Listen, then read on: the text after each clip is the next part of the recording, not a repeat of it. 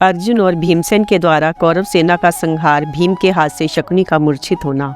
संजय कहते हैं, महाराज, जैसे देवराज इंद्र ने हाथ में वज्र लेकर जंबासुर को मारने के लिए यात्रा की थी, उसी प्रकार अर्जुन ने भी रथ में बैठकर विजय के लिए यात्रा की।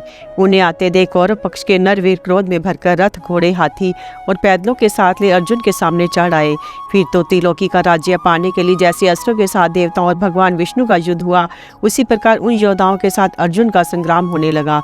वह संग्राम देह, प्राण और पापों का नाश करने वाला था। उस समय कौरव वीरों ने छोटे बड़े जितने अस्त्रों का प्रयोग किया, उन सबको क्षुर, अर्धचंद्र तथा तीखे भल्लों से अर्जुन ने अकेले ही काट डाला। इतना ही नहीं, उन्होंने उनके मस्तक और भुजाएं काटकर छत्र, चमर, ध्वजा, घोड़े, रथ, पैदल तथा हाथी आदि को भी नष्ट कर दिया। वे सब विरूप होकर पृथ्वी पर गिर पड़े। इस प्रकार धनंजय अपने वज्र के समान बाणों से शत्रुओं के घोड़े, हाथी और रथ आदि की धज्जियां उड़ाकर कर्ण को मार डालने की इच्छा से तुरंत उसके पास जा पहुंचे। उन्हें वहां देखा आपके सैनिक, रथी, घुड़सवार, हाथी सवार तथा पैदलों की सेना साथ लेकर उन्हें उन पर टूट पड़े। एक साथ होकर उन्हें पहने बाणों से बीनने लगे। तब अर्जुन ने भी अपने पहने बाण उठाए, उनकी मार से हजारों रथियों, हाथी सवारों और घुड़सवारों को यमलोक भेज दिया। इस प्रकार जब कौरव महारथियों पर अर्जुन के बाणों की मार पड़ी तो वे भयभीत होकर इधर उधर छिपने लगे। तो भी उन्होंने उनमें से 400 महारथियों की तीखी बाण मारकर यमलोक का अतिथि बना ही दिया। तरह तरह के तीखे तीरों की चोट खाकर वे धैर्य खो बैठे और अर्जुन को छोड़कर सब और भाग निकले। इस प्रकार उस सेना को खदेड़कर अर्जुन ने सूत पुत्र की सेना पर धावा किया। इसी समय प्रतापी भीमसेन ने अर्जुन के शुभ आगमन का समाचार सुना। फिर तो वे अपने प्राणों की भी परवाह न करके आपकी सेना को कुचलने लगे। उस समय उनके अलौकिक बल को देख कौरव सैनिकों के होश उड़ गए। तब राजा दुर्योधन ने अपने महान धनुर्धर योद्धाओं को आदेश दिया, वीरों, मार डालो भीमसेन को। इसके मारे जाने पर मैं पांडवों की संपूर्ण सेना को मरी हुई ही मानता हूँ। राजाओं ने आपके पुत्र की आज्ञा स्वीकार की और भीमसेन को चारों ओर से घेरकर उन पर बाणों की वर्षा आरंभ कर दी। तब भीम ने भी बाणों की झड़ी लगाई और उस महासेना में दरार बनकर वे घेरे से बाहर निकल आए। तत्पश्चात उन्होंने 10,000 हाथियों, 2,02,200 पैदलों, 5,000 घोड़ों और 100 रथों का संहार करके खून की नदी बहा दी। महारथी भीम शत्रु की सेना में जिस ओर घुस जाते उधर ही लाखों योद्धाओं का सफाया कर डालते थे। उनका ये पराक्रम देख दुर्योधन ने शकुनी से कहा, मामा जी, आप महाबली भीम को परास्त कीजिए। इसको जीत लेने पर मैं पांडवों की विशाल सेना को भी जीती हुई ही समझता हूँ। ये सुनकर शकुनी ने महान संग्राम करने के लिए तैयार हो अपने भाइयों को साथ लिया और भीमसेन के पास पहुंचकर उन्हें आगे बढ़ने से रोक दिया। अब भीमसेन शकुनी की ओर दो मुड़े। शकुनी ने उनकी छाती में बाएं किनारे पर अनेकों तीखे नाराजों से प्रहार किया। वे भीम का कवच छेदकर शरीर के भीतर धंस गए। उनसे अत्यंत घायल होकर भीम ने बड़े रोष के साथ शकुनी पर एक बाण चलाया, किंतु शकुनी ने उसके 7 टुकड़े कर डाले। फिर 2 भल्लों से सारथी को और 7 से भीमसेन को बीन डाला। इसके बाद 1 भल से ध्वजा और 2 से शस्त्र काट दिए। फिर 4 बाणों से भीम के चारों घोड़ों को भी घायल कर दिया। तब भीमसेन को बड़ा क्रोध हुआ। उन्होंने सुबल पुत्र पर लोहे की बनी हुई एक शक्ति चलाई। पास आती देख शकुनी ने उस शक्ति को हाथ से पकड़ लिया और उसे फिर भीम पर ही चला दिया। भीम की बाईं भुजा पर चोट करती वह शक्ति जमीन पर जा पड़ी। अब भीम ने प्राणों की परवाह न करके अपने बाणों से शकुनी की सेना को आच्छादित कर दिया। फिर उसके चारों घोड़ों तथा सारथी को मारकर 1 भल से उसके रथ की ध्वजा भी काट डाली। शकुनी तुरंत ही रथ से कूदकर एक ओर खड़ा हो गया और धनुष टंकारता हुआ भीम पर चारों ओर से बाणों की वृष्टि करने लगा। ये देख प्रतापी भीम ने बड़े वेग से उस पर आघात किया। फिर उसका धनुष काटकर उसे तीखे बाणों से बीन डाला। बलवान शत्रु के आघात से अत्यंत घायल होकर शकुनी पृथ्वी पर गिर पड़ा। उसे मूर्छित जानकर आपका पुत्र दुर्योधन आया और उसे अपने रथ पर बिठाकर रणभूमि से दूर हटा ले गया। अब तो कौरव योद्धा भयभीत होकर चारों दिशाओं में भागने लगे और भीमसेन सैकड़ों बाणों की वर्षा करते हुए बड़े वेग से उनका पीछा करने लगे। उनकी मार से पीड़ित हो वे सब के सब योद्धा कर्ण की शरण में गए। महाराज, उस समय कर्ण ही उनका रक्षक हुआ। कर्ण की मार से पांडव सेना का पलायन। श्री कृष्ण और अर्जुन को आते देख शल्य और कर्ण की बातचीत तथा अर्जुन द्वारा कौरव सेना का विध्वंस। धृतराष्ट्र ने पूछा, संजय, भीमसेन ने जब कौरव योद्धाओं को तितर-बितर कर दिया, उस समय दुर्योधन, शकुनी, कर्ण, कृपाचार्य, कृतवर्मा, अश्वत्थामा अथवा दुशासन ने क्या कहा? सूत पुत्र ने कौन सा पराक्रम किया? मेरे पुत्रों तथा अन्य दुर्धर्ष राजाओं ने क्या काम किया? ये सारी बातें बताओ। संजय ने कहा, महाराज, उस दिन तीसरे पहर में प्रतापी सूत पुत्र ने भीमसेन के देखते देखते समस्त सैनिकों का संहार कर डाला। भीमसेन ने भी कौरवों की अत्यंत बलवती सेना का विध्वंस कर दिया। तत्पश्चात कर्ण ने शल्य से कहा, अब मेरा रथ पंचालों की ओर ही ले चलो। सेनापति की आज्ञा पाकर मद्रराज ने अपने घोड़ों चेदी, पंचाल तथा कर्ष देशीय वीरों की ओर बढ़ाया। कर्ण का रथ देखते ही पांडव और पंचाल वीर थर्रा उठे। तदंतर कर्ण अपने सैकड़ों बाणों से मारकर पांडव सेना के 100 तथा हजार वीरों को गिराने लगे। ये देख पांडव पक्ष के अनेकों महारथियों ने पहुंचकर कर्ण को चारों ओर से घेर लिया। उस समय सात्याकी ने तेज किए हुए 20 बाणों से कर्ण के गले की हंसली में प्रहार किया। फिर शिखंडी ने 25, धृष्टद्युम्न ने 7, द्रौपदी के पुत्रों ने 64, सहदेव ने 7 और नकुल ने 100 बाण मारकर कर्ण को घायल कर डाला। इसी प्रकार भीमसेन ने कर्ण की हंसली पर 90 बाण मारे। तदंतर सूत पुत्र ने हंसकर अपने धनुष की टंकार को तेज किए हुए बाणों का प्रहार कर उन सब योद्धाओं को बीन डाला। उसने सात्याकी का धनुष और ध्वजा काटकर उसकी छाती में 9 बाणों का प्रहार किया। फिर क्रोध में भरकर भीम को भी 30 बाणों से घायल किया। एक बल से सहदेव की ध्वजा काटकर 3 बाणों से उसके सारथी को भी मार डाला तथा द्रौपदी के पुत्रों को रथहीन कर दिया। ये सारा काम पलक मारते मारते हो गया। देखने वालों के लिए ये बड़े आश्चर्य की बात हुई। महारथी कर्ण ने चेदी तथा मत्स्य देश के योद्धाओं को भी अपने तीखे तीरों का निशाना बनाया। उसकी मार खाकर वे भयभीत होकर भाग चले। कर्ण का ये अद्भुत पराक्रम मैंने अपनी आंखों देखा था। जैसे भेड़िया पशु को भयभीत करके भगा देता है, उसी प्रकार कर्ण ने पांडव योद्धा को आतंकित करके खदेड़ दिया। पांडवों की सेना को भागती देख कौरव पक्ष के धनुर्धर योद्धा भैरव गर्जना करते हुए सामने की ओर बढ़ आए। राजा दुर्योधन अत्यंत आनंद में भरकर तरह तरह के बाजे बजवाने लगा। बाजों की आवाज सुनकर पंचाल महारथी मरने की परवाह न करके वहां लौट आए। कर्ण ने उनमें से बहुतों के पांव उखाड़ दिए। पंचाल देश के 20 रथियों तथा चेदी देश के सैकड़ों योद्धाओं की भी अपने सैनिकों से यमलोक पहुंचा दिया। इस प्रकार पांडव पक्ष के बहुत से योद्धाओं का नाश हो गया और महाबली भीम के सामने युद्ध करने से आपके भी बहुत से वीर मारे गए। इधर अर्जुन कौरवों की चतुरंगिनी सेना का विनाश करके जब आगे बढ़े तो क्रोध में भरे हुए सूत पुत्र पर उनकी दृष्टि पड़ी। तब उन्होंने भगवान वासुदेव से कहा, जरनादन, वह देखिए रण में सूत पुत्र की ध्वजा दिखाई दे रही है तथा ये भीमसेन आदि योद्धा कौरव महारथियों से लड़ रहे हैं। इधर पंचाल योद्धा कर्ण के भय से भागे जाते हैं। उधर कर्ण के संरक्षण में रहकर कृपाचार्य, कृतवर्मा तथा अश्वत्थामा राजा दुर्योधन की रक्षा कर रहे हैं। यदि हम लोगों ने इन्हें मारा नहीं तो ये सोमकों का संहार कर डालेंगे। अतः मेरा विचार ये कि आप महारथी कर्ण के पास मुझे ले चले। अब मैं संग्राम में कर्ण का वध किए बिना पीछे नहीं लौटूंगा। तब भगवान श्री कृष्ण ने अर्जुन के साथ द्वैरथ युद्ध कराने के लिए आपकी सेना में कर्ण की ओर अपना रथ बढ़ाया।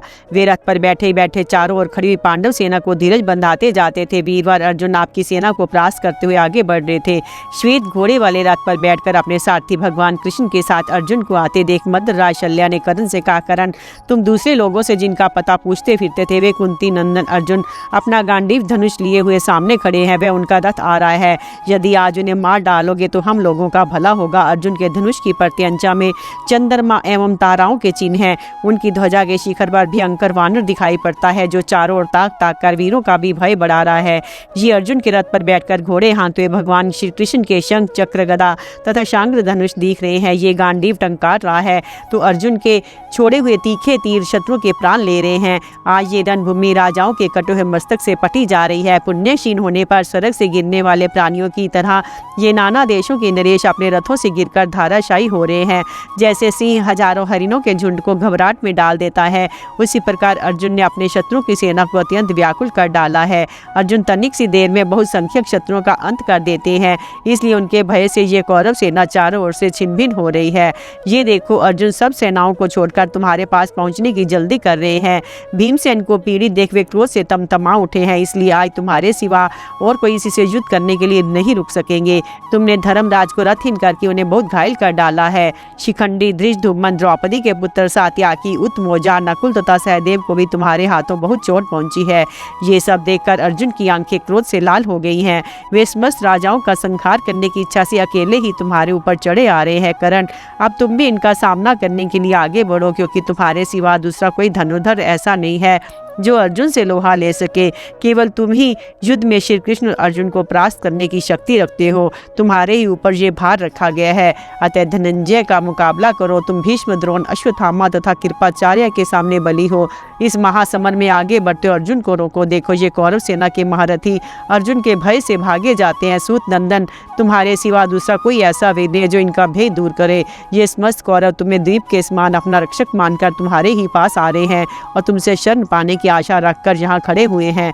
कर्ण ने कहा, शल्य अब तुम राह पर आए हो और मुझसे सहमत जान पड़ते हो। महाबाहो, अर्जुन से भय ना करो। आज मेरी इन भुजाओं और शिक्षा का बल देखना। मैं अकेला ही पांडवों की विशाल सेना तथा श्री कृष्ण और अर्जुन का वध करूंगा। ये तुमसे सच्ची बात बता रहा हूँ। उन दोनों वीरों के मारे बिना आज मैं किसी तरह पीछे पैर नहीं हटाऊंगा। दो में से एक काम करके गिरफ्तार होऊंगा, या उन्हें मारूंगा या स्वयं मर जाऊंगा। शल्य ने कहा, कर्ण, महारथी लोग अर्जुन को अकेले होने पर भी युद्ध में जीतना असंभव मानते हैं, फिर जब वे श्री कृष्ण से सुरक्षित हों तब तो कहना ही क्या है। ऐसी दशा में या उन्हें जीतने का साहस कौन कर सकता है। कर्ण ने कहा, मैं मानता हूँ अर्जुन जैसा महारथी इस संसार में कभी हुआ ही नहीं। उनके हाथ प्रत्यंचा के चिन्ह से अंकित है। उनमें ना कभी पसीना आता है, ना वे कांपते ही हैं। अर्जुन का धनुष भी मजबूत है। वे बड़े कार्यकुशल और शीघ्रतापूर्वक हाथ चलाने वाले हैं। पांडु नंदन अर्जुन के समान दूसरा योद्धा कहीं है ही नहीं। उनके बाण 2 मील तक के निशाने मारने में नहीं चूकते। उनके जैसा योद्धा इस पृथ्वी पर कौन हो सकता है। अतिरथी वीर अर्जुन से केवल श्री कृष्ण की सहायता से खांडव वन में अग्निदेव को तृप्त किया था। यहाँ महात्मा श्री कृष्ण को चक्र मिला और पांडु नंदन को गांडीव धनुष, श्वेत घोड़ों से जूता हुआ रथ, कभी खाली न होने वाले 2 तरकस तथा बहुत से दिव्य अस्त्र प्राप्त हुए। ये सभी वस्तुएं अग्निदेव ने भेंट की थी। इसी प्रकार उन्होंने इंद्रलोक में जाकर असंख्य कालिकियों का संहार किया था, जहाँ उन्हें देवदत्त नामक शंख की प्राप्ति हुई। अतः इस भूमंडल में उनसे बढ़कर योद्धा कौन होगा। जिन महानुभाव ने अपनी सुंदर युद्ध कला के द्वारा साक्षात महादेव जी को प्रसन्न किया, उनसे अत्यंत भयंकर पाशुपात नामक महान अस्त्र प्राप्त किया, तो त्रिभुवन का संहार करने में समर्थ है। जिन समस्त लोकपालों ने अलग अलग अनेकों अनुपम दिव्य अस्त्र प्रदान किए तथा जिन्होंने विराट नगर में अकेले ही हम सब महारथियों को जीतकर मारा, सारा गोधन छीन लिया और महारथियों के वस्त्र भी उतार लिए, ऐसे पराक्रम और गुणों से संपन्न अर्जुन को, जिनके साथ श्री कृष्ण भी मौजूद हैं, युद्ध के लिए ललकारता हुआ बहुत बड़े दुस्साहस का काम है। इस बात को मैं अच्छी तरह समझता हूँ। इसके सिवा समस्त संसार मिलकर जिनके गुणों को 10,000 वर्षों में भी नहीं गिन सकता, जो शंख चक्र और खड्ग धारण करने वाले हैं, वे अंत पराक्रमी साक्षात भगवान नारायण ही अर्जुन की रक्षा कर रहे हैं। श्री कृष्ण और अर्जुन एक रथ पर बैठे देख मुझे भय लगता है, हृदय कांप उठता है। अर्जुन समस्त धनुधारियों से बढ़कर है तथा चक्र युद्ध में नारायण स्वरूप श्री कृष्ण का मुकाबला करने वाला भी कोई नहीं है। वे दोनों वीर ऐसे पराक्रमी हैं कि हिमालय अपने स्थान से हटने पर श्री कृष्ण और अर्जुन नहीं विचलित हो सकते। वे दोनों महारथी शूरवीर और अस्त्र विद्या के विद्वान हैं।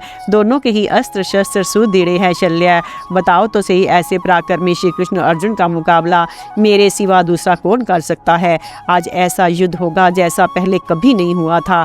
या तो मैं ही इन दोनों को मार गिराऊंगा या ये ही मेरा वध कर डालेंगे। ऐसा कहकर शत्रु हंता कर्ण ने मेघ के समान गर्जना की। फिर वे आपके पुत्र दुर्योधन के निकट गया। दुर्योधन ने उसका अभिनंदन किया और छाती से लगाया। तब कर्ण ने कुरु राय, दुर्योधन, कृपाचार्य, कृतवर्मा भाइयों से, शकुनी, अश्वत्थामा और अपने छोटे भाई से तथा हाथी सवार, घुड़सवार एवं पैदल सैनिकों से कहा, राजाओं, आप लोग श्री कृष्ण और अर्जुन पर धावा करके उन्हें चारों ओर से घेर लें और सब ओर से युद्ध छेड़कर अच्छी तरह थका डालें। आपके द्वारा जब वे बहुत घायल हो जाएंगे तो मैं उन दोनों को सुगमता से मार सकूंगा। बहुत अच्छा कहकर अर्जुन को मारने की इच्छा से वे सभी वीर उन पर टूट पड़े और उन पर बाणों का प्रहार करने लगे। उन महारथियों के चलाए हुए बाणों को अर्जुन ने हंसते हंसते काट डाला और आपकी सेना को भस्म करना आरंभ किया। ये देख कृपाचार्य, कृतवर्मा, दुर्योधन तथा अश्वत्थामा अर्जुन की ओर दौड़े, उनके ऊपर बाणों की वर्षा करने लगे। अर्जुन ने अपने सैनिकों से उनके बाणों के टुकड़े टुकड़े कर डाले। बड़ी फुर्ती के साथ उन्होंने प्रत्येक महारथी की छाती में 3-3 बाण मारे। तब अश्वत्थामा ने 10 बाणों से धनंजय को, 3 से श्री कृष्ण को और 4 से उनके चारों घोड़ों को बीन डाला। फिर उनकी ध्वजा पर बैठे हुए वानर को उसने अनेकों बाणों तथा नाराजों का निशाना बनाया। ये देख अर्जुन ने 3 बाणों से अश्वत्थामा के धनुष को, 1 से सारथी के मस्तक को, 4 सैनिकों से उसके चारों घोड़ों को तथा 3 से उसकी ध्वजा को काटकर रथ से नीचे गिरा दिया। इसके बाद उन्होंने कृपाचार्य के भी बाण से धनुष, ध्वजा, पताका, घोड़े तथा सारथी को नष्ट कर दिया। फिर उन्हें भी हजारों बाणों के घेरे में कैद कर लिया। तत्पश्चात अर्जुन ने दहाड़ते हुए दुर्योधन के ध्वजा और धनुष काट दिए, कृतवर्मा के घोड़ों को मार डाला तथा उसके रथ की ध्वजा भी खंडित कर दी। फिर बड़ी फुर्ती के साथ उन्होंने आपकी सेना के घोड़ों, सारथियों, तरकसों, ध्वजाओं, हाथियों और रथों का सफाया कर डाला। उस समय आपकी विशाल सेना छिन्न भिन्न होकर इधर उधर बिखर गई। अर्जुन और भीमसेन के द्वारा कौरव वीरों का संहार तथा कर्ण का पराक्रम। संजय कहते हैं, महाराज दूसरी ओर कौरवों के प्रधान वीरों ने भीमसेन पर धावा किया था। कुंती नंदन भीम कौरव समुद्र में डूबना ही चाहते थे कि अर्जुन उन्हें उबारने की इच्छा से वहां आ पहुंचे। उन्होंने सूत पुत्र की सेना को छोड़कर कौरवों पर चढ़ाई की और शत्रु वीरों को यमलोक भेजना आरंभ किया। अर्जुन के छोड़े हुए बाण आकाश में पहुंचकर फैले हुए जाल के समान दिखाई देते थे। यहाँ पक्षियों के झुंड उड़ा करते थे। उस आकाश को बाणों से व्याप्त कर धनंजय कौरवों के काल बन गए। वे भल्लों, शूर्पों तथा उज्ज्वल नाराजों से शत्रुओं के अंग अंग छेद डालते और मस्तक काट देते थे। रणभूमि में गिरते और योद्धाओं की लाशों ढक गई थी। अर्जुन के बाणों से छिन्न भिन्न हुए रथ, हाथी, घोड़ों के कारण वहां की जमीन बैतरनी नदी के समान अगम्य हो गई थी। उसे देखकर बड़ा भय मालूम होता था। उधर देखना कठिन हो रहा था। उस समय क्रूर महावतों की प्रेरणा से 400 हाथी चढ़ आए, जिन्हें अर्जुन ने बाणों से मार गिराया। जैसे समुद्र में तूफान के आघात से जहाज टूट फूट जाता है, उसी प्रकार उनके सैनिकों की मार से कौरव सेना छिन्न भिन्न हो गई। गांडीव धनुष से छूटे हुए नाना प्रकार के बाण बिजली की भांति आपकी सेना को दग्ध करने लगे। जिस प्रकार बहुत बड़े जंगल में दावा अग्नि से डरे हुए मृग इधर उधर भागते हैं, वैसे ही रणभूमि में अर्जुन के बाणों से आहत हुई कौरव सेना चारों ओर भाग चली। जसमस्त कौरव योद्धा से विमुख हो गए तो विजयी अर्जुन ने भीमसेन के पास पहुंचकर थोड़ी देर विश्राम किया। फिर भीम से मिलकर उन्होंने कुछ सलाह की और ये बताया कि राजा युधिष्ठिर के शीर से बाण निकाल दिए गए हैं तथा इस समय वे अच्छी तरह से हैं। इस प्रकार कुशल मंगल कहकर भीमसेन की आज्ञा ले अर्जुन कर्ण की सेना की ओर चल दिए। इसी समय आपके 10 वीरों ने अर्जुन को घेर लिया और बाणों से पीड़ित करना आरंभ किया, परंतु भगवान श्री कृष्ण ने रथ बढ़ाकर उन्हें अपने दाहिने भाग में कर दिया। अर्जुन के रथ को दूसरी ओर जाते देख वे पुनः उन पर टूट पड़े। तब उन्होंने उनके रथ की ध्वजा, धनुष और सैनिकों को नराचों तथा अर्धचंद्रों से तुरंत काट गिराया। फिर दूसरे 10 भालों से उनके मस्तक उड़ा दिए। इस प्रकार उन 10 कौरवों को मौत के घाट उतारकर अर्जुन आगे बढ़े। उन्हें जाते देख कौरव पक्ष के संशप्तक योद्धा, जिनकी संख्या 90 थी, युद्ध के लिए अग्रसर हुए। उन्होंने ये शपथ लेकर कि यदि पीछे हटे तो हमें परलोक में उत्तम गति ना मिले। अर्जुन को सब ओर से घेर लिया। भगवान श्री कृष्ण उनकी परवाह न करके अपना तेज चलने वाले घोड़ों को कर्ण के रथ की ओर हाँक दिया। ये देख संशप्तकों ने उन पर बाणों की वृष्टि करते हुए पीछा किया। तब अर्जुन ने पैने बाणों से उनके सारथी, धनुष और ध्वजा को नष्ट करके उन्हें भी यमलोक पहुंचा दिया। उनके मारे जाने पर कौरव महारथियों ने रथ, हाथी तथा घोड़ों की सेना लेकर अर्जुन पर धावा किया। उस समय उनके मन में तनिक भी भय नहीं था। उन्होंने पास आते ही शक्ति, दृष्टि, तोमर, प्रास, गदा, तलवार तथा बाणों से अर्जुन को ढक दिया। उनकी शस्त्र वर्षा आकाश में चारों ओर छा गई, किंतु अर्जुन ने बाण मारकर उसे तुरंत ही नष्ट कर डाला। इसके बाद आपके पुत्र दुर्योधन की आज्ञा पाकर 1300 मत वाले हाथियों पर बैठे हुए म्लेच्छ जाति के योद्धा अर्जुन की दोनों बगल में चोट करने लगे। वे करनी, नालीक, नाराज, तोमर, प्राज, शक्ति, मूसल और भिंदी पालों की मार से पार्थ को पीड़ा देने लगे। तब अर्जुन ने तीखे भल्लों और अर्धचंद्राकार बाणों से म्लेच्छों द्वारा की हुई शस्त्र वर्षा को शांत कर दिया। फिर नाना प्रकार के बाणों से हाथियों को उनके स्वारों सहित मार डाला। अब अधिकांश सेना नष्ट होगी तो बचे खुचे लोग व्याकुल होकर भाग चले। उस समय भीमसेन अर्जुन के पास आ पहुंचे और मरने से बचे घुड़सवारों को अपनी गदा से नष्ट करने लगे। उन्होंने बहुत से हाथियों और पैदलों पर भी उस भयंकर गदा का प्रहार किया। उसके आघात से योद्धाओं के सिर फूटे, हड्डियां टूटी, पांव उखड़ गए तथा वे आंतरनाद करते हुए पृथ्वी पर गिर गए। इस प्रकार 10,000 पैदलों का सफाया करके क्रोध में भरे हुए भीम हाथ में गदा लिए इधर उधर विचरने लगे। महाराज, उस समय आपके सैनिकों ने गदाधारी भीम को देखकर यही समझा कि साक्षात यमराज ही कालदंड लिए यहाँ आ पहुंचे हैं। अब भीम ने हाथियों की सेना में प्रवेश किया और अपनी बड़ी भारी गदा लेकर एक ही क्षण में सबको यमलोक पहुंचा दिया। गज सेना का संहार कर महाबली भीम पुनः अपने रथ पर आ बैठे और अर्जुन के पीछे पीछे चलने लगे। तदंतर कौरवों में बड़े जोर से आंतरनाद होने लगा। हाथी, घोड़े तथा पैदलों के प्राण लेने वाले अर्जुन के बाणों की मार से सब लोग हाहाकार मचा रहे थे। सब पर अत्यंत भय छा गया था। सभी एक दूसरे की आड़ में छिपना चाहते थे। इस तरह आपकी संपूर्ण सेना उस समय अलाद चक्र के समान घूम रही थी। उस युद्ध में कोई भी रथी, सवार, घोड़ा या हाथी ऐसा नहीं बचा था जो अर्जुन के बाणों से घायल नहीं हुआ हो। उनका ये पराक्रम देख सभी कौरव कर्ण के जीवन से निराश हो गए। सब ने गांडीवधारी के प्रहार को अपने लिए असहा समझा और उनसे परास्त होकर सब पीछे हट गए। सैनिकों से बिंद जानने के कारण वे भी तो रणभूमि में कर्ण को अकेला ही छोड़कर भाग चले, किंतु सहायता के लिए सूत पुत्र कर्ण को ही पुकारते थे। महाराज, इसके बाद आपके पुत्र भागकर कर्ण के रथ के पास गए। वे संकट के अगाध समुद्र में डूब रहे थे। उस समय कर्ण ही द्वीप के समान उनका रक्षक हुआ। कर्म करने वाले जीव मृत्यु से डरकर जैसे धर्म की शरण लेते हैं, उसी प्रकार आपके पुत्र भी अर्जुन से भयभीत हो कर्ण की शरण में पहुंचे थे। कर्ण ने देखा ये खून से लथपथ हो रहे हैं, बड़े संकट में पड़े हैं और बाणों की चोट से व्याकुल है, तो उसने उनसे कहा, मेरे पास आ जाओ, डरो मत। इसके बाद कर्ण ने खूब सोच विचार कर मन ही मन अर्जुन के वध का निश्चय किया। उनके देखते देखते उनसे पंचालों पर आक्रमण किया। ये देख पंचाल राजाओं की आंखें क्रोध से लाल हो गई। वे कर्ण पर बाणों की वृष्टि करने लगे। तब कर्ण ने भी हजारों बाण मारकर पंचालों को मौत के मुख में भेज दिया। अब वह पंचाल देशीय राजकुमारों का नाश करने लगा। उसने आंजलिक नामक बाण मारकर जन्मेजय के सारथी को नीचे गिरा दिया और उसके घोड़ों को भी मार डाला। फिर शतानीक तथा सुतसोम पर भल्लों की वृष्टि करके उन दोनों के धनुष काट दिए। 6 बाणों से धृष्टद्युम्न को बींधा और उसके घोड़ों का भी काम तमाम किया। इसी तरह सात्याकी के घोड़ों को नष्ट करके सूत पुत्र ने कैकेय राजकुमार विशोक का भी वध कर डाला। राजकुमार के मारे जाने पर कैकेय सेनापति उग्रकर्मा ने कर्ण पर धावा किया। उसने अपने भयंकर वेग वाले बाणों से कर्ण के पुत्र प्रसेन को घायल कर दिया। तब कर्ण ने 3 अर्धचंद्राकार बाणों से उग्रकर्मा की दोनों भुजाएं और मस्तक काट डाले। वह प्राणहीन होकर जमीन पर जा पड़ा। उधर जब कर्ण ने सात्याकी के घोड़े मार डाले तो उसके पुत्र प्रसेन ने तेज किए हुए साइकों से सात्याकी को ढक दिया। इसके बाद सात्याकी के बाणों का निशाना बनाकर वह स्वयं भी धाराशायी हो गया। पुत्र के मारे जाने पर कर्ण के हृदय में क्रोध की आग जल उठी। उसने सात्याकी पर एक शत्रु संहारकारी बाण छोड़ा और कहा, सैन्य अब तो मारा गया। किंतु कर्ण के उस बाण को शिखंडी ने काट दिया। उसे भी 3 बाणों से बीन डाला। तब कर्ण ने 2 शुरों से शिखंडी की ध्वजा और धनुष काट दिए। 6 बाणों से उसे भी बीन दिया। इसके बाद उसने धृष्टद्युम्न के पुत्र का सिर धड़ से अलग कर दिया और एक तीक्ष्ण बाण मारकर सुतसोम को भी घायल कर डाला। तत्पश्चात सूत पुत्र ने सोमकों का संहार करते हुए बड़ा भारी संग्राम छेड़ा। उनके बहुत से घोड़े, रथ और हाथियों का नाश करके उसने संपूर्ण दिशाओं को बाणों से आच्छादित कर दिया। तब उत्मोजा, जन्मेजय, युधामन्यु, शिखंडी तथा धृष्टद्युम्न ये सभी गर्जना करते क्रोध में भरकर कर्ण के सामने आए। उस पर बाणों की वर्षा करने लगे। इन पांचों ने कर्ण पर जोरदार हमला किया, किंतु सब मिलकर भी उसे रथ से गिराने में सफल न हो सके। कर्ण ने उनके धनुष, ध्वजा, घोड़े, सारथी और पताका आदि को काटकर 5 बाणों से उन पांचों को बीन डाला। जिस समय बाणों से पंचालों पर प्रहार कर रहा था, उस समय उसके धनुष की टंकार सुनकर ऐसा जान पड़ता था कि अब पर्वत और वृक्षों सहित सारी पृथ्वी फट जाएगी। उसने शिखंडी को 12, उत्मोजा को 6 और युधामन्यु, जन्मेजय तथा धृष्टद्युम्न को 3-3 बाण मारे। इस प्रकार सूत पुत्र कर्ण ने उन 5 महारथियों को परास्त कर दिया।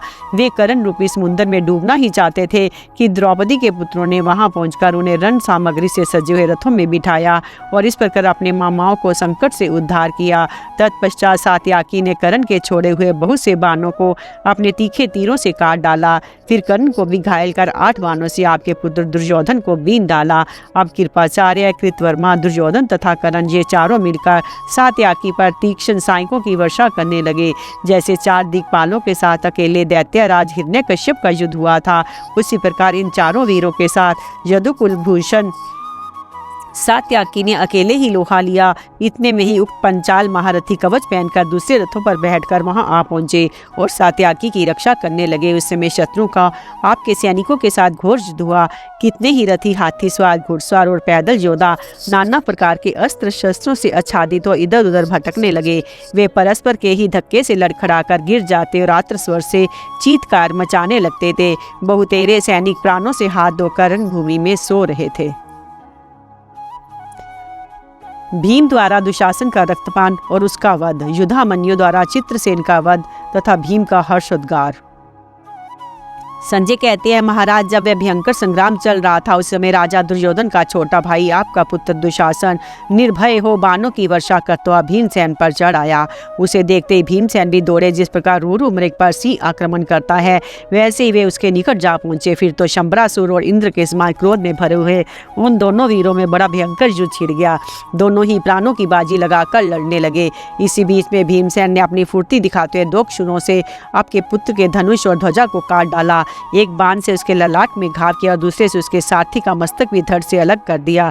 तब दुशासन ने भी दूसरा धनुष उठाकर भीम को 12 बाणों से बीन डाला। स्वयं ही घोड़ों को काबू में रखते उसे पुनः उनके ऊपर बाणों की जड़ी लगा दी। इसके बाद दुशासन ने भीमसेन पर एक भयंकर बाण चलाया जो उनके अंगों को छेद डालने में समर्थ और वज्र के समान असहाय था। उस समय भीमसेन का शरीर छिद गया, वे बहुत शिथिल हो गए और प्राणहीन की तरह बाहें फैलाकर रथ पर लुढ़क गए। थोड़ी ही देर में जब होश हुआ तो पुनः सिंह के समान दहाड़ने लगे। उस समय तुमुल युद्ध करते हुए दुशासन ने ऐसा पराक्रम दिखाया जो दूसरों से होना कठिन था। उसने एक बाण से भीमसेन का धनुष काटकर 60 बाणों से उनके सारथी को भी बीन डाला। इसके बाद अच्छे अच्छे बाणों से वह भीम को घायल करने लगा। तब भीमसेन ने क्रोध में भरकर आपके पुत्र पर एक भयंकर शक्ति चलाई। उसे सहसा अपने ऊपर आती देखा आपके पुत्र ने 10 बाणों से काट डाला। उसके इस दुष्कर्म कर्म को देख सभी सैनिक हर्ष में भरकर उसकी प्रशंसा करने लगे, परंतु भीमसेन का क्रोध और बढ़ गया। वे उसकी ओर रोष भरी दृष्टि से देख आग बबूला होकर कहने लगे, वीर दुशासन, आज तूने तो मुझे बहुत घायल किया, किंतु अब तू मेरी इस गदा का आघात सहन कर। यूं कहकर उन्होंने दुशासन का वध करने के लिए अपनी भयंकर गदा हाथ में ली और फिर कहा, दुरात्मन, आज इस संग्राम में मैं तेरा रक्तपान करूंगा। भीम के ऐसा कहते दुशासन ने उनके ऊपर एक भयंकर शक्ति चलाई। इधर से भीम ने भी अपनी भयानक गदा घुमाकर फेंकी। वह गदा दुशासन की शक्ति को टुक टुक करती उसके मस्तक में जा लगी। गदा के आघात से दुशासन का रथ 10 धनुष पीछे हट गया। उसके शीर पर भी बहुत सख्त चोट पहुंची थी। कवच टूट गया, आभूषण और हार बिखर गए, कपड़े फट गए। वे अत्यंत वेदना से व्याकुल हो छटपटाने लगा और कांपता हुआ जमीन पर गिर पड़ा। इतना नहीं, उस गदा से दुशासन के घोड़े मारे गए और उसके रथ की धज्जियां भी टूट गई। दुशासन को इस अवस्था में देख पांडव और पंचाल योद्धा अत्यंत प्रसन्न होकर सिंहनाद करने लगे। इस प्रकार आपके पुत्र को गिराकर भीमसेन हर्ष में भर गए और संपूर्ण दिशाओं को प्रतिध्वनित करते हुए जोर जोर से गरजने लगे। वह भैरवनाद सुनकर आसपास खड़े हुए योद्धा मूर्छित होकर गिर गए। उस समय भीमसेन को पिछली बातें याद हो गई। देवी द्रौपदी रजस्वला थी, उसने कोई अपराध भी नहीं किया था, तो भी उसके केश खींचे गए और भरी सभा में वस्त्र उतारा गया। इसके साथ ही कौरवों द्वारा दिए हुए और बहुत से दुखों को स्मरण करके भीमसेन क्रोध से जल उठे तथा वहां खड़े कर्ण, दुर्योधन, कृपाचार्य, अश्वत्थामा और कृतवर्मा से कहने लगे, योद्धाओं, मैं पापी दुशासन को अभी मारे डालता हूं, तुम सब लोग मिलकर भी उसे बचा सकते हो तो बचाओ। यो कहकर भीम रथ से कूद पड़े और दुशासन को मार डालने की इच्छा से दौड़ते हुए उसके पास जा पहुंचे। फिर सिंह जैसे बहुत बड़े हाथी को दबोच लेता है, उसी प्रकार उन्होंने कर्ण और दुर्योधन के सामने ही दुशासन को धर दबाया। उसके बाद उसकी ओर आंखें गाड़ कर देखते हुए भीम ने तलवार उठाई और एक पैर से उसका गला दबा दिया। उस समय दुशासन थर थर कांप रहा था। अब उसकी ओर देख भीमसेन बोले, दुशासन, याद है ना वह दिन जबकि तूने कर्ण और दुर्योधन के साथ बड़े हर्ष से भरकर मुझे बैल कहा था। दुरात्मन, राजसूय यज्ञ में अभृत स्नान से पवित्र हुई महारानी द्रौपदी के केशों को तूने किस हाथ से खींचा था? बता। आज भीमसेन तुझसे उसका उत्तर चाहता है। भीम का यह भयंकर वचन सुनकर दुशासन ने उनकी ओर देखा। उस समय उसकी त्योरी बदल गई। वह क्रोध से जल उठा और बड़े आवेश से आकर बोला, ये है वह हाथ जो हाथी के शुंड दंड के समान बलिष्ठ है, जिसने सहस्त्रों गौओं का दान, कितने ही क्षत्रिय वीरों का संहार किया है। भीमसेन, उस समय जबकि प्रधान कौरव अन्यान्य सभासद तथा तुम लोग भी बैठे बैठे देख रहे थे, मैंने इस दाहिनी हाथ से द्रौपदी के केश खींचे थे। दुशासन की वह गर्व भरी बात सुनकर भीमसेन ने उसकी छाती पर चढ़ बैठे, अपने दोनों हाथ से उसको दाहिनी बाह पकड़कर बड़े जोर से दहाड़ने लगे। फिर संपूर्ण योद्धाओं को सुनाकर बोले, मैं दुशासन की बाह उखाड़े लेता हूँ। अब ये प्राण त्यागना ही चाहता है, जिसमें ताकत हो वे आकर इसको मेरे हाथ से बचा ले। इस प्रकार समस्त वीरों पर आक्षेप करके महाबली भीम ने क्रोध में भरकर उसकी बाह उखाड़ ली। दुशासन की वह भुजा वज्र के समान कठोर थी। भीमसेन उसी से वीरों के सामने उसको पीटने लगे। इसके बाद दुशासन की छाती फाड़कर वे उसका गरम गरम रक्त पीने लगे। तदंतर उन्होंने तलवार उठाई और उसका मस्तक धड़ से अलग कर दिया। इस प्रकार अपनी प्रतिज्ञा सत्य कर दिखाने के लिए भीम ने दुशासन का गरम गरम रक्त पान किया। वे उसका स्वाद लेकर कहने लगे, मैंने माता के दूध का, शहद का और घी का तथा दिव्य रस का भी आस्वादन किया है।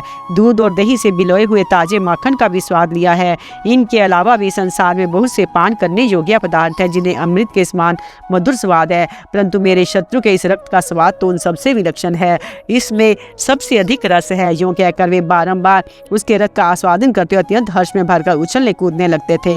उस समय जिन्होंने उनकी ओर देखा वह भय से व्याकुल हो पृथ्वी पर गिर पड़े। जो घबराई नहीं, उनके हाथ से भी हथियार तो गिर ही पड़ा। कितने ही भय के मारे आंखें बंद करके चीखने चिल्लाने लगे। रक्त पीते समय उनका रूप बड़ा भयंकर जान पड़ता था। उस समय बहुत से योद्धा भयभीत होकर अरे ये मनुष्य नहीं राक्षस है ऐसा कहते हुए चित्रसेन के साथ भागने लगे। चित्रसेन को भागते देख युद्धामन्यु ने अपनी सेना के साथ उनका पीछा किया और तेज किए हुए 7 बाण मारकर उसे बीन डाला। चित्रसेन ने भी युद्धामन्यु को 3 और उसके सारथी को 6 बाण मारे। तब युद्धामन्यु ने धनुष को कान तक खींचकर एक तीखा बाण चलाया और चित्रसेन का मस्तक धड़ से अलग कर दिया। अपने भाई के मरने से कर्ण क्रोध में भर गया और अपना पराक्रम दिखाता हुआ पांडव सेना को भगाने लगा। उस समय अत्यंत तेजस्वी नकुल ने आगे बढ़कर उसका सामना किया। इधर भीम दुशासन के रक्त को अपनी अंजलि में लेकर विकट गर्जना करते हुए सब वीरों को सुनाकर बोले, नीच दुशासन, ये देख मैं तेरे गले का खून पी रहा हूँ। और फिर आनंद में भरा हुआ तू मुझे बैल बैल कहकर पुकार तो सही। उस दिन कौरव सेवा जो लोग मुझे बैल बैल कहकर खुशी के मारे नाच उठते थे उन सबको आज बारंबार बैल बनाता हुआ मैं स्वयं नाचता हूँ। मुझे विष खिलाकर नदी में डाल दिया गया जहाँ काले सांपों ने डसा। फिर हम लोगों को लाक्षागृह में जलाने का षड्यंत्र हुआ। जुए में सारा राज्य छीनकर हमें जंगल में रहने के लिए मजबूर किया गया। सबसे घोर दुख तो इस बात का है कि भरी सभा में द्रौपदी का केश खींचा गया। युद्ध में हमें दुखदायक बाणों की मार सहनी पड़ती है और घर में भी कभी सुख नहीं मिला। राजा विराट के भवन में जो क्लेश भोगना पड़ा सो तो अलग है। शकुनी, दुर्योधन और कर्ण की सलाह से हमें जो कष्ट सहने पड़े उन सब का मूल कारण तू ही था। यूं कहकर अत्यंत क्रोध में भरे भीमसेन श्री कृष्ण अर्जुन के पास आए। उस समय उनका शरीर खून से लथपथ हो रहा था। वे मुस्कुराते बोले, वीरों, मैंने युद्ध में युद्ध शासन के विषय में जो प्रतिज्ञा की थी उसे आज पूर्ण कर दिया। अब इस रण यज्ञ में दुर्योधन रूपी यज्ञ पशु का वध करके दूसरी आहुति डालूंगा और इन कौरवों की आंखों के सामने ही जब उस दुरात्मा का सिर पैरों से ठुकरा कर कुचल डालूंगा तभी मुझे शांति मिलेगी। ऐसा कहकर वे गर्जने लगे। धृतराष्ट्र के 10 पुत्रों का वध, कर्ण का भय और शल्य का समझाना, नकुल और वृषसेन का युद्ध, अर्जुन द्वारा वृषसेन का वध तथा कर्ण के विषय में श्री कृष्ण अर्जुन की बातचीत। संजय कहते हैं, महाराज, दुशासन के मारे जाने पर आपके पुत्र निशंगी, कवची, पाशी, दंडधार, धनुर्धर, अलोलूप, सहस्त्र, वातवेग और सुवर्चा ये 10 महारथी एक साथ भीमसेन पर टूट पड़े। उन्हें बाणों की वृष्टि से आच्छादित करने लगे। इनको अपने भाई की मृत्यु के कारण बड़ा दुख हुआ था, इसलिए उन्होंने बाणों से मारकर भीमसेन की प्रगति रोक दी। इन महारथियों को चारों ओर से बाण मारते देख भीमसेन क्रोध से जल उठे। उनकी आंखें लाल हो गई और वे क्रोध में कोप में भरे हुए काल के समान जान पड़ने लगे। उन्होंने भल नामक 10 बाण मारकर आपके 10 पुत्रों को यमराज के घर भेज दिया। उनके मरते ही कौरवों की सेना भीम के डर से भाग चली। कर्ण देखता ही रह गया। महाराज, प्रजा का नाश करने वाले यमराज के समान भीम का वह पराक्रम देखकर कर्ण के मन में बड़ा भारी भय समा गया। राजा शल्य उसका आकार देखकर भीतर का भाव समझ गए। तब उन्होंने कर्ण से ये सम्योचित बात कही, राधानंदन, भय ना करो, तुम्हारे जैसे वीर को ये शोभा नहीं देता। ये राजा लोग भीम के भय से घबराकर भागे जा रहे हैं। दुर्योधन भी भाई की मृत्यु से दुखी होकर की कर्तव्य विमूढ़ हो गया है। भीमसेन जब दुशासन का रक्त पी रहे थे तभी से कृपाचार्य आदि वीर तथा मरने से बचे हुए कौरव दुर्योधन को चारों ओर से घेर कर खड़े हैं। सभी शोक से व्याकुल हैं, सबकी चेतना लुप्त सी हो रही है। ऐसी अवस्था में तुम पुरुषार्थ का भरोसा रखो और क्षत्रिय धर्म को सामने रखकर अर्जुन का मुकाबला करो। दुर्योधन ने सारा भार तुम्हारे ही ऊपर रखा है, तुम अपने बल और शक्ति के अनुसार उसका वहन करो। यदि विजय हुई तो बहुत बड़ी कीर्ति फैलेगी, पराजय होने पर अक्षय स्वर्ग की प्राप्ति निश्चित है। शल्य की बात सुनकर कर्ण ने अपने हृदय में युद्ध के लिए आवश्यक भाव जगाया। इधर महान वीर नकुल ने वृषसेन पर चढ़ाई की और वश में भरकर अपने शत्रु को बाणों से पीड़ित करना आरंभ किया। उसने वृषसेन के धनुष को काट डाला। तब कर्ण के पुत्र ने दूसरा धनुष लेकर नकुल को घायल कर दिया। वे अस्त्र विद्या का ज्ञाता था, इसलिए माद्री कुमार पर दिव्य अस्त्रों की वर्षा करने लगा। उसने उत्तम अस्त्रों के प्रहार से नकुल के सफेद रंग वाले चारों घोड़ों को मार डाला। घोड़ों के मारे जाने पर नकुल हाथों में ढाल तलवार ले रथ से कूद पड़ा और उछलता कूदता हुआ रणभूमि में विचरने लगा। उसने बड़े बड़े रथियों, घुड़सवारों और हाथी सवारों को तलवार के घाट उतारा तथा अकेले ही 2000 योद्धाओं का सफाया कर डाला। फिर वृषसेन को भी घायल किया। कितने ही पैदलों, घोड़ों तथा हाथियों को मौत के मुख में भेज दिया। तब कर्ण के पुत्र ने नकुल को 18 बाणों से बींधकर उसके ऊपर तीखे साइकों की झड़ी लगा दी। नकुल भी उसके बाणों की बौछार को व्यर्थ करता हुआ युद्ध के अनेकों को अद्भुत पैंतरे दिखाता हुआ संग्राम भूमि में विचरने लगा। इतने ही में वृषसेन ने नकुल की ढाल के टुकड़े टुकड़े कर डाले। ढाल कट जाने पर उसने तलवार के हाथ दिखाने आरंभ किए, किंतु करण पुत्र ने 6 बाणों से उसके भी खंड खंड कर दिए। फिर तेज किए हुए साइकों से उसने नकुल की छाती में भी गहरी चोट पहुंचाई। इससे नकुल को बड़ी व्यथा हुई और वैसे ऐसा छलांग मारकर भीमसेन के रथ पर जा बैठा। अब एक ही रथ पर बैठे उन दोनों महारथियों को घायल करने के लिए वृषसेन बाणों की वृष्टि करने लगा। उस समय वहां कौरव पक्ष के दूसरे योद्धा भी आ पहुंचे और सब मिलकर उन दोनों भाइयों पर बाण बरसाने लगे। इसी समय ये जानकर कि नकुल वृषसेन के बाणों से पीड़ित है, उसकी तलवार तथा धनुष कट गए हैं और वह रथहीन हो चुका है, द्रौपदी के 5 पुत्र सात्यकी तथा द्रौपदी के 5 पुत्र गरजते हुए वहां आ पहुंचे और अपने बाणों से आपकी सेना के रथ, हाथी एवं घोड़ों का संहार करने लगे। ये देख आपके प्रधान महारथी कृपाचार्य, कृतवर्मा, अश्वत्थामा, दुर्योधन, आलूक, वृक, क्राथ और देवावृद आदि ने बाण मारकर शत्रु के उन 11 महारथियों को आगे बढ़ने से रोक दिया। तब नवीन मेघ के समान काले और पर्वत शिखर के समान ऊंचे ऊंचे एवं भयंकर वेग वाले हाथियों के साथ कुलिंदों की सेना ने आपके महारथियों पर धावा किया। कुलिंद राज के पुत्र ने लोहे के 10 बाण मारकर सारथी और घोड़ों सहित कृपाचार्य को बहुत घायल किया, किंतु अंत में कृपाचार्य के साइकों की मार खाकर वे हाथी सहित जमीन पर गिरा और मर गया। कुलिंद राजकुमार का छोटा भाई गंधार राज शकुनी से भिड़ा था। वह सूर्य की किरणों के समान चमकते हुए तोमरों से गंधार राज के रथ की धज्जियां उड़ाकर बड़े जोर से गर्जना करने लगा। इतने ही में शकुनी ने उसका सिर काट लिया। कुलिंद राजकुमार के दूसरे छोटे भाई ने आपके पुत्र दुर्योधन की छाती में बहुत से बाण मारे। तब दुर्योधन ने तीखे बाणों से उसको बीनकर उसके हाथी को भी छेद डाला। हाथी अपने शरीर से रक्त की धारा बहाता हुआ धरती पर गिर पड़ा। अब कुलिंद कुमार ने दूसरा हाथी आगे बढ़ाया तो उसने सारथी तथा घोड़ों सहित क्रात के रथ को कुचल डाला, किंतु थोड़ी ही देर में क्रात के द्वारा चलाए हुए बाणों से विदीर्ण होकर वे हाथी भी स्वार सहित धाराशायी हो गया। इसके बाद हाथी पर ही बैठे एक पर्वतीय राजा ने क्रात राज पर आक्रमण किया। उसने अपने बाणों से क्रात के घोड़े, सारथी, ध्वजा तथा धनुष को नष्ट करके उसे भी मार गिराया। तब वृक ने उस पहाड़ी राजा को 12 बाण मारकर अत्यंत घायल कर दिया। चोट खाकर राजा का वह विशाल गजराज वृक पर झपटा। अपने चारों चरणों से उसने रथ और घोड़ों सहित वृक का कचूमर निकाल डाला। अंत में देवावृत कुमार के बाणों से आहत होकर राजा सहित वह गजराज भी काल का ग्रास बन गया। इधर देवावृत कुमार भी सहदेव पुत्र के बाणों से पीड़ित होकर गिरा और मर गया। इसके बाद दूसरा कुलिंद युद्ध हाथी पर सवार हो शकुनी को मारने के लिए आगे बढ़ा, उसे बाणों से पीड़ित करने लगा। ये देख गंधार राज ने उसका भी सिर काट दिया। दूसरी ओर नकुल पुत्र शतानीक आपकी सेना के बड़े बड़े गजराजों, घोड़ों, रथियों और पैदों का संहार करने लगा। उस समय कलिंग राज के एक दूसरे पुत्र ने उसका सामना किया। उसने हंसते हंसते बहुत से तीखे बाण मारकर शतानीक को घायल कर दिया। तब शतानीक ने क्रोध में भरकर शूराकार बाण से कलिंग राजकुमार का मस्तक काट डाला। इसी बीच में करण कुमार वृषसेन ने शतानीक पर आक्रमण किया। उसने नकुल पुत्र को 3 बाणों से घायल करके अर्जुन को 3, भीमसेन को 3, नकुल को 7 और श्री कृष्ण को 12 बाणों से बीन डाला। उसका ये अलौकिक पराक्रम देख समस्त कौरव हर्ष में भरकर उसकी प्रशंसा करने लगे। अर्जुन ने देखा करण पुत्र द्वारा नकुल के घोड़े मार डाले गए हैं और उसने श्री कृष्ण को भी बहुत घायल कर दिया है, तो भी वे करण के सामने खड़े हुए उसके पुत्र की ओर दौड़े। उन्हें आक्रमण करते देख करण कुमार ने अर्जुन को एक बाण से आहत करके बड़े जोर से गर्जना की। फिर उनकी बाईं भुजा के मूल भाग ने उसने कई भयंकर बाण मारे। इतना ही नहीं, उसने पुनः श्री कृष्ण को 9 और अर्जुन को 10 बाणों से बीन डाला। अब अर्जुन को कुछ क्रोध हुआ। उन्होंने मन ही मन वृषसेन को मार डालने का निश्चय किया। बढ़ते हुए क्रोध के कारण उनके भौहों में 3 जगह बल पड़ गया, आंखें लाल हो गई। उस समय मुस्कुराते हुए करण, दुर्योधन, अश्वत्थामा आदि सभी महारथियों से कहने लगे, करण, मेरा पुत्र अभिमन्यु अकेला था और मैं उसके साथ मौजूद नहीं था। ऐसी दशा में तुम सब लोगों ने मिलकर उसका वध किया। इस काम को सब लोग खोटा बताते हैं, किंतु आज मैं तुम लोगों के सामने ही तुम्हारे पुत्र वृषसेन का वध करूंगा। रथियों, तुम सब मिलकर भी उसे बचा सको तो बचाओ। करण वृषसेन का वध करने के लिए पश्चात तुम्हें भी मार डालूंगा। सारे झगड़े की जड़ तुम ही हो। दुर्योधन का आश्रय पाकर तुम्हारा घमंड बहुत बढ़ गया है, इसलिए आज मैं जबरदस्ती तुम्हारा वध करूंगा। दुर्योधन का वध भीमसेन के हाथ से होगा। ऐसा कहकर अर्जुन ने धनुष की टंकार की और वृषसेन पर निशाना साध कर ठीक किया। फिर तुरंत ही उसके वध का उद्देश्य से 10 बाण छोड़े। उनसे वृषसेन के मर्म स्थानों में चोट पहुंची। इसके बाद अर्जुन ने करण कुमार का धनुष और उसकी दोनों भुजाएं काट डाली। फिर 4 शूरों से उसका मस्तक उड़ा दिया। मस्तक और भुजाएं कट जाने पर वीरसेन रथ से लुढ़क कर जमीन पर जा पड़ा।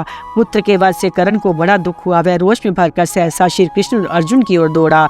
महाराज उस समय कर्ण को आते देख भगवान श्री कृष्ण ने अर्जुन से हंसकर कहा, धनंजय, आज तुम्हें जिसके साथ लोना है वह महारथी कर्ण आ रहा है। अब संभल जाओ, देखो वह है उसका रथ, उसमें सफेद घोड़े जुते हुए हैं। रथी के स्थान पर स्वयं राधा नंदन कर्ण विराजमान है। रथ पर भांति भांति की पताकाएं फहराती हैं तथा उसमें छोटी छोटी बहुत सी घंटियां शोभा पा रही हैं। जरा की ध्वजा तो देखो, उसमें सर्प का चिन्ह बना हुआ है। कर्ण बाणों की बौछार करता हुआ बड़ा आ रहा है। उसे देखकर ये पंचाल महारथी भय के मारे अपनी सेना के साथ भागे जा रहे हैं। इसलिए कुंती नंदन, तुम्हें अपनी सारी शक्ति लगाकर सूत पुत्र का वध करना चाहिए। रण में तुम देवता, असुर, गंधर्व तथा स्थावर जंगम रूप तीनों लोगों को जीतने में समर्थ हो। इस बात को मैं जानता हूँ। जिनकी मूर्ति बड़ी ही उग्र एवं भयंकर है, जिनकी 3 आंखें हैं, जो मस्तक पर जटाजूट धारण करते हैं, उन भगवान महादेव जी को दूसरे लोग देख भी नहीं सकते। फिर उनके साथ युद्ध करने की तो बात ही कहाँ है। परंतु तुमने संपूर्ण जीवों का कल्याण करने वाले उन्हीं भगवान शिव की युद्ध के द्वारा आराधना की है। देवताओं ने भी तुम्हें वरदान दिए हैं, इसलिए तुम त्रिशूलधारी देव भगवान शंकर की कृपा से कर्ण का उसी प्रकार वध करो जैसे इंद्र ने नमुची का किया था। मैं आशीर्वाद देता हूँ, युद्ध में तुम्हारी विजय हो। अर्जुन बोले, मधुसूदन, संपूर्ण लोकों के गुरु आप मुझ पर प्रसन्न है तो मेरी विजय निश्चित है, इसमें तनिक भी संदेह के लिए गुंजाइश नहीं है। ऋषिकेश, घोड़े हाँक कर रथ को कर्ण के पास ले चलिए। अब अर्जुन कर्ण को मारे बिना पीछे नहीं लौट सकता। आज आप मेरे बाणों से टुकड़े टुकड़े हुए कर्ण को देखिए या मुझे ही कर्ण के बाणों से मरा हुआ देखिएगा। आज तीनों लोगों को मुंह में डालने वाला ये भयंकर युद्ध उपस्थित हुआ है। जब तक पृथ्वी कायम रहेगी तब तक संसार के लोग इस युद्ध की चर्चा करेंगे। भगवान श्री कृष्ण से ऐसा कहकर अर्जुन बड़ी शीघ्रता से आगे बढ़े। वे चलते चलते कहने लगे, ऋषिकेश, घोड़ों को तेज चलाइए, कर्ण से लड़ने का समय बीता जा रहा है। अर्जुन के ऐसा कहने पर भगवान ने विजय का वरदान दे उनका सत्कार किया और घोड़ों को हाँका। एक ही क्षण में अर्जुन का रथ कर्ण के सामने जाकर खड़ा हो गया। इंद्र आदि देवताओं की प्रार्थना से ब्रह्मा और शिवजी की अर्जुन की विजय घोषित करना तथा कर्ण का शल्य से और अर्जुन का श्री कृष्ण से वार्तालाप। संजय कहते हैं, महाराज, उधर जब कर्ण ने देखा कि वृषसेन मारा गया तो उसे बड़ा दुख हुआ। वह दोनों नेत्रों से आंसू बहाने लगा। फिर क्रोध से लाल आंखें किए कर्ण अर्जुन को युद्ध के लिए ललकारता हुआ आगे बढ़ा। उस समय त्रिभुवन पर विजय पाने के लिए उद्यत हुए इंद्र और बलि की भांति उन दोनों वीरों को एक दूसरे से भिड़ने के लिए तैयार देख संपूर्ण प्राणी को आश्चर्य होने लगा। कौरव और पांडव दोनों दलों के लोग शंख और भेरी बजाने लगे। शूरवीर अपनी भुजाएं ठोकने और सिंहनाद करने लगे। उन सबको तुमुल आवाज चारों ओर गूंजने लगी। वे दोनों वीर जब एक दूसरे का सामना करने के लिए दौड़े उस समय यमराज और काल के समान प्रतीत होते थे तथा इंद्र एवं वृतासुर के समान क्रोध में भरे हुए थे। वे रूप और बल में देवताओं के तुल्य थे। उन्हें देखकर ऐसा जान पड़ता था मानो सूर्य और चंद्रमा देव इच्छा से एकत्र हो गए हैं। दोनों महाबली युद्ध के लिए नाना प्रकार के शस्त्र धारण किए हुए थे। उन्हें आमने सामने खड़े देखा आपके योद्धाओं को बड़ी प्रसन्नता हुई। उन दोनों में से किसकी विजय होगी इस विषय में सब लोगों को संदेह होने लगा।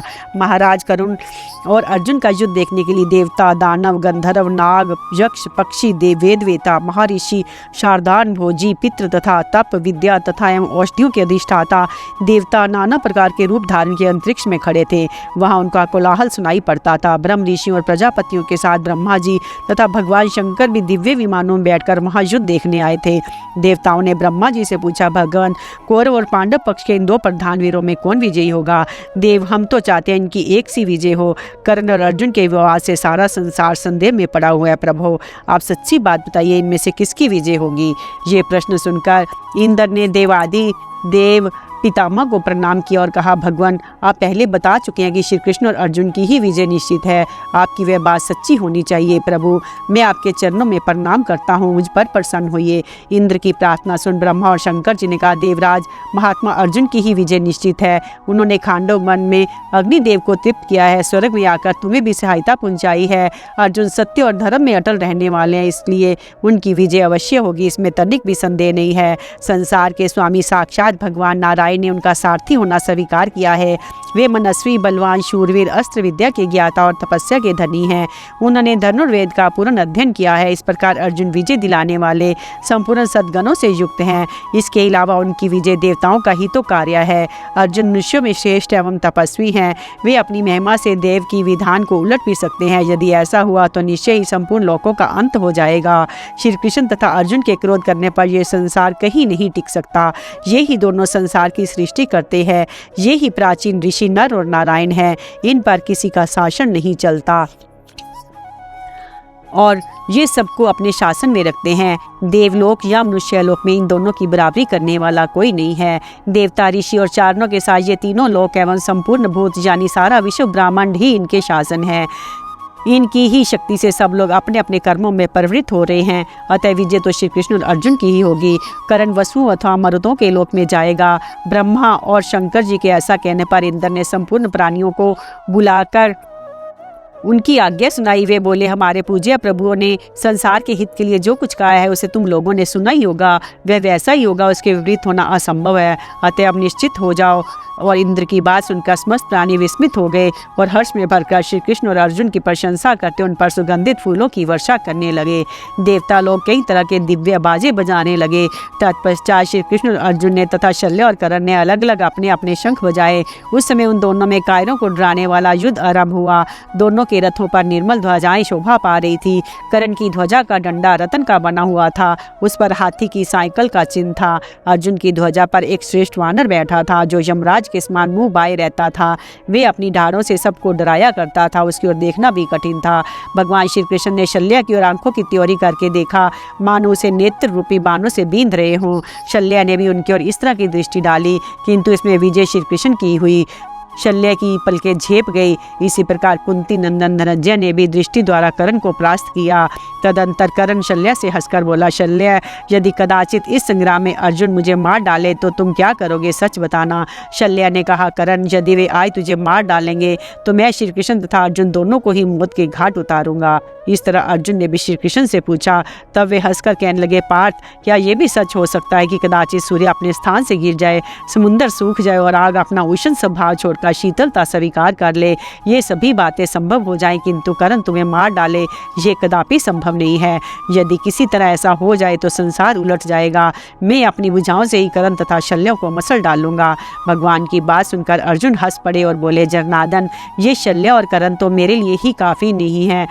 आज आप देखिएगा, मैं छत्र, कवच, शक्ति, धनुष, बाण, रथ, घोड़े तथा राजा शल्य के सहित कर्ण को अपने बाणों से टुकड़े टुकड़े कर डालूंगा। आज सूत पुत्र की स्त्रियों के विधवा होने का समय आ गया है। वे अवश्य विधवा बनेंगी। इस अदूरदर्शी मूर्ख ने द्रौपदी को सभा में आई देख बारंबार उस पर आक्षेप किया और हम लोगों की भी खिल्लियाँ उड़ाई थी। अतः आज इसको अवश्य ही रोंद डालूंगा।